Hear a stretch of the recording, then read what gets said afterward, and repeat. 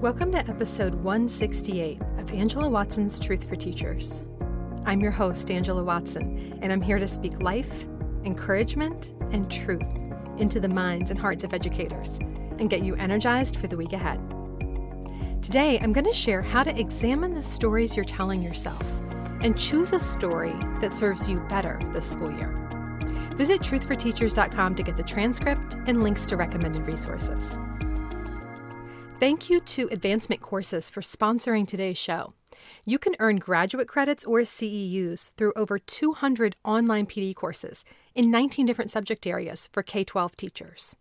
Everything's online and self-paced, and you have 6 months to complete the course. Right now, you can save 20% off each course with the code TRUTH20. That's just $120 per graduate credit hour. To learn more, visit advancementcourses.com/truth. So, welcome back to our regularly scheduled education programming. I hope you have enjoyed listening to the special summer series where we took a break from talking about teaching. I enjoyed sharing that with you so much. I am so excited also just to be back and to be planning out a new season for you and talking about teaching again. I find that when I take a break from education-related topics, so many new ideas come to me and I'm so inspired. I actually have this entire season mapped out already. Interviews lined up, everything, because my creative juices are just flowing after this break. So thanks for letting me take a break from talking about teaching stuff over the summer. It really just rejuvenated me. I also want you to know that I started a new private Facebook group that will serve as our Truth for Teachers podcast community. So in this new group, you will get an inside look behind the scenes of the podcast. You'll get to vote on future topics and guests. You'll have special access to extended versions of certain interviews. And of course, you'll get to share ideas and reflections with other Truth for Teachers listeners. So this is not going to be a typical Facebook group where anybody can post anything and there's tons and tons of posts that you have to sift through. I will be the only one starting new posts, and there's going to be just one post for every episode. In that post for each episode, I'm going to have a discussion question so that you can collaborate around the topic with other educators and talk about how to apply the ideas to your life and work. Anything related to that episode, you can share in the comments of the episode's post. So your questions, resources, reflections, and so on. We have one post set up right now for every single episode, going all the way back to episode 1. So if you are a binge listener and you want to talk about an old topic, there is a space for that. And you can find everything really easily using the search function in the group. Search for either the title or for the hashtag for the episode. So hashtag EP124. If you want to join, just click the link in the show notes for this episode. Or you can just go straight to Facebook and type in Truth for Teachers podcast community. You will then be able to find our group. Now, I know as a disclaimer here that some of you don't use Facebook, don't like Facebook at all, and I totally understand that. It's just the easiest place for most people to engage in a conversation. So that's why I set up the group there. However, you are still welcome to dialogue in the comments on my blog. Many of you may not realize this, but my podcast episodes, each one has a blog post that goes with it that has the transcript for the episode and a comment section. So you can find all of those still at truthforteachers.com, and I read all the comments there. You can also find me on Twitter or Instagram if you would rather reach out and talk about the post that way too. So that's what's new here for us this season. I'm going to do most of the announcements like this in the podcast community. So you can offer feedback there, you can vote on stuff, and moving forward, we'll keep the podcast eps as clean and concise as possible. So let's delve into today's topic, which is how to tell yourself a better story this school year. And here's what I mean by that. There are multiple truths that can be happening simultaneously, and you can choose the ones that make you feel better or the ones that make you feel worse. You can also interrogate the story that you're telling yourself and make sure that it's really true and it's based on the actual facts. Now, this is a very useful strategy for school-based work. Notice the stories that you layer on top of the facts. So let's say that a parent asks you a question about your class policies. You can choose the interpretation that the parent doubts your teaching abilities and is criticizing your approach, is upset with you, is attacking you. Or you can choose the interpretation that the parent is curious and wants to better understand what their child is telling them. You could choose the interpretation that the parent doesn't respect teachers and is intentionally undermining you. Or the interpretation that the parent wants the best for their child, and the process of uncovering what's best feels uncomfortable to you. It's important to notice the story that you're telling yourself, particularly when you don't yet have all the facts, because when you notice the story, it will keep you from jumping to conclusions. Maybe the parent has a personal vendetta against you, and that will become obvious later on. You could be right about that if that's how it's feeling. But our minds tend to go to the worst case scenario right away. This is a feature of the human brain that served us really well in ancient times. Our brains are primed to notice potential danger and respond to it.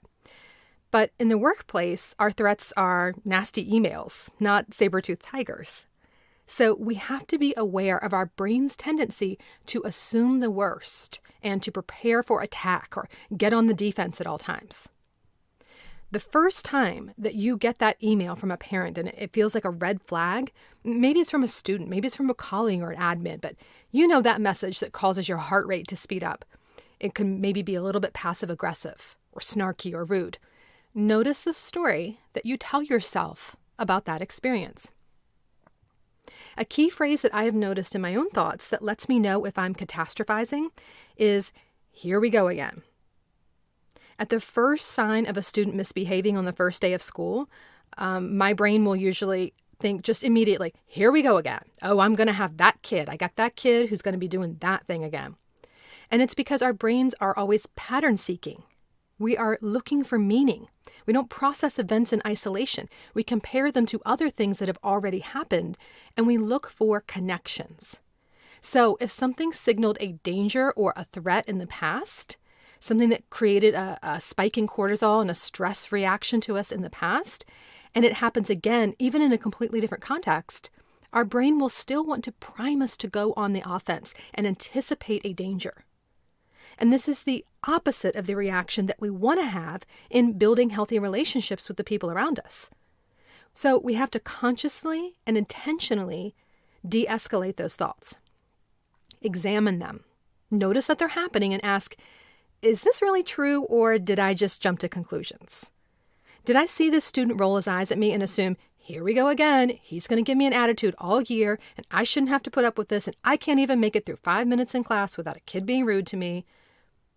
Is that really what happened here? Or is that just a story that I laid on top of it? You can stop that train of thought by asking, what is the story that I'm telling myself about this situation? You might notice that you have constructed an entire framework for the other person's behavior and the entire framework for their motivation based on one action that they took or one sentence that they spoke to you. When that's the case, ask yourself, what else might be true about the situation? Could it be true that the student is just in a bad mood today? Could it be true that the student is defensive because of the anxiety of starting a new school year? Could it be that the teacher in the class before mine was aggressive with him, and now he's carrying over that anger to my class? Could it be true that something happened at home or in his personal life that has nothing to do with me, but it's making him short-tempered and impatient today? Could it be true that I don't have to interpret the I roll as a problem right now? When you begin to interrogate your own thoughts and examine the stories you're telling yourself about what's happening, you immediately remove some of the stress and anxiety from the situation. You're no longer locked into your interpretation, but you're seeing things from other possible perspectives. You are also releasing yourself to choose the story that serves you best. Choosing the story that the parent or student or your partner or whoever is going to make your life miserable with this behavior, well, that's a story that doesn't strengthen your relationship with that person. It doesn't put you in your best possible state to handle the situation with grace and maturity and flexibility and patience. So why choose that story then? Multiple stories could be true. And multiple stories can exist concurrently. Life is not always black and white. There's a lot of nuance and paradox, particularly when it comes to our relationships with other people.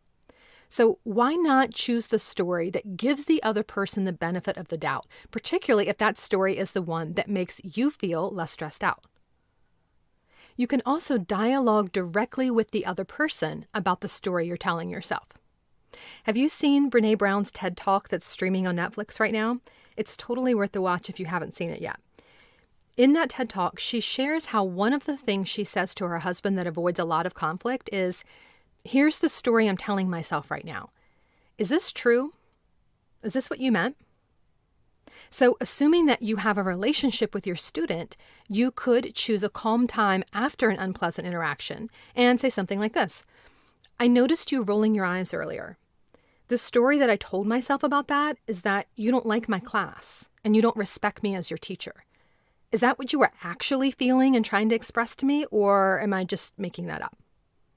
And then listen to understand where the student is coming from. Listen with curiosity rather than judgment. Listen to get an accurate story, the objective truth about the facts, so that you can respond to what's really happening and not a scenario you created in your own head. It's the same thing with that parent issue. Say to the parent, the story I'm telling myself about your email is that you're doubting my abilities as a teacher and you don't think I know what I'm doing. Was that what you intended for me to feel, or am I reading into things? What were you hoping that I would say or do in response to your message? And again, all of this needs to be done with genuine curiosity and a desire to understand.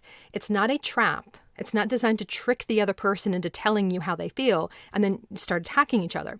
It's a real question because you want to know if the story you're telling yourself is true. If your story is true, then you can deal with that when you know that it's an actual fact and not just a story that you made up. You can respond differently if a person confirms that they genuinely don't like you or don't trust you and they wanted you to be hurt or offended. But I think you'll be surprised at how often people's intentions don't match their impact. What they tried to communicate through their words and actions is not actually how they meant to make you feel, or it's not exactly the outcome that they were trying to produce. Often, they're not even thinking about the impact. They're just lashing out without even considering how it would make you feel or what story you might create afterwards.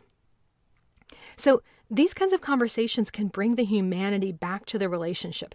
They'll allow you to be your authentic self and show your real feelings instead of hiding them. And you're doing it without making accusations and without getting defensive. Remember that multiple stories can be true, and you can choose the interpretation that serves you best.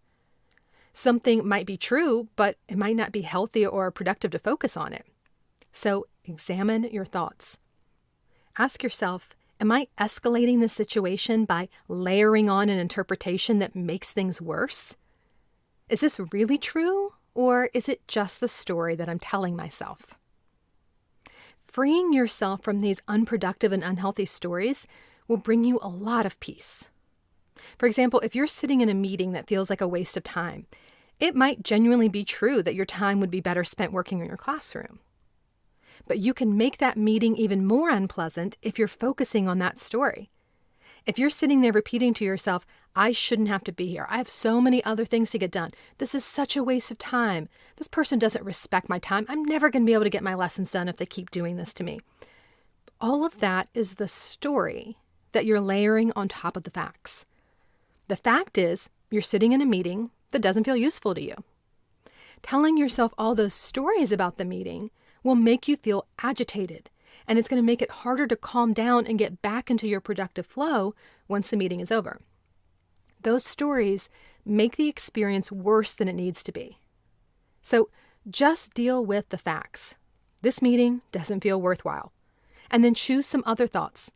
Can I zone out right now and plan something mentally that I need to think through for my classroom? Can I make some notes for myself about what I'm going to do when I get back to my room and start getting myself in that headspace? Can I just sit and breathe and step back from this whole experience? Just be present for a moment. Just see the big picture and notice the parts of my work that feel good to me and notice what feels good right in this moment, like the fact that I'm sitting with a colleague that I love and we're planning that awesome unit together. Your takeaway truth for the week ahead is a summary of what I've shared today. Differentiate between the facts and the story that you're telling yourself about the facts. Examine the story to see if it's really true, and decide if the story that you're choosing is serving you well. When you get locked into one story, ask yourself, what else might be true about this situation? What might be happening that I haven't considered yet? And then choose the stories that help you rather than discourage you. Tell yourself a better story. I'd love for you to get over to Facebook and type in Truth for Teachers podcast community. Join our new discussion group. I have a post in there now about this episode, and I want to hear what you're thinking about. Have a fantastic week. You can do this. And remember, it's not going to be easy. It's going to be worth it.